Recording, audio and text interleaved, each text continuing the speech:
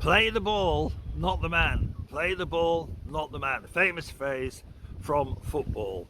Why should you be interested in this as far as life is concerned or your business career is concerned?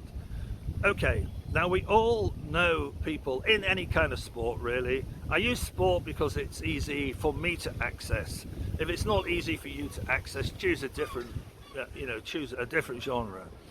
One of the things that you have to learn in football is how to tackle. So you have to learn to run at someone and get the ball off them. When you first consider running directly at someone to get the ball off them who's moving straight at you, it's a bit scary. But what makes it possible is focusing on the ball. Now, if you are really focusing on the ball and you have the skill to time your move so that you can get to the ball before the man or at the same time as the man, if you have that particular skill, the timing of that is a gift. But it's very important to keep your eyes on the ball. If you take your eyes off the ball for a second, it's likely to be a bit ugly. Not necessarily deliberately, but it could just be a bit ugly because you're worried about getting hurt. But if you focus on playing the ball, not the man, you can really enjoy the game.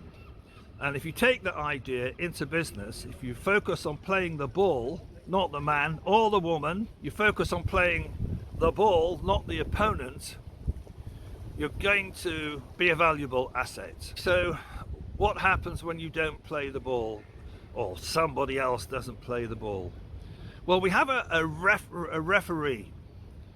And when somebody who has a malintent and they play the person, the opponent, not the ball, it's what we call a foul. It's a foul play.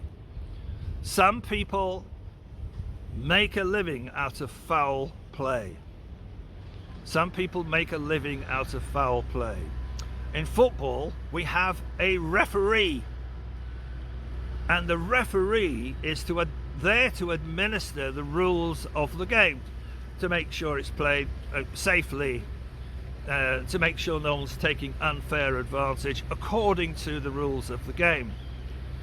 Now, we want the referee to be independent of the pressures that are going to be placed upon them and to administer the game according to the rules of the game.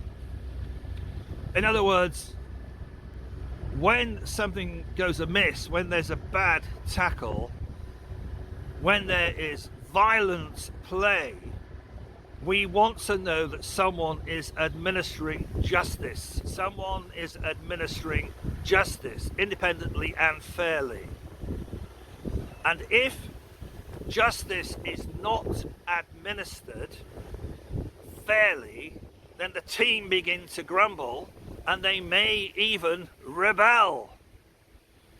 So when justice is not administered fairly, rebellion is a possibility, and the beauty of the game is lost.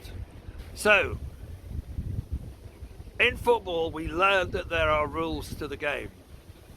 In business, there are rules to the game. And if someone starts to play the game with a malintent, we hope that there is a referee that we can appeal to and justice can be done.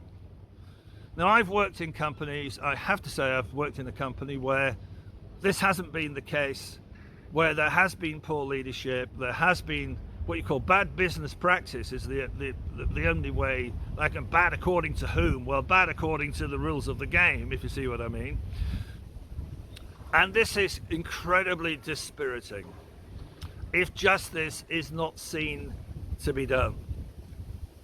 However, whatever happens, keep your own counsel on this and play according to the rules of the game, or find a different business.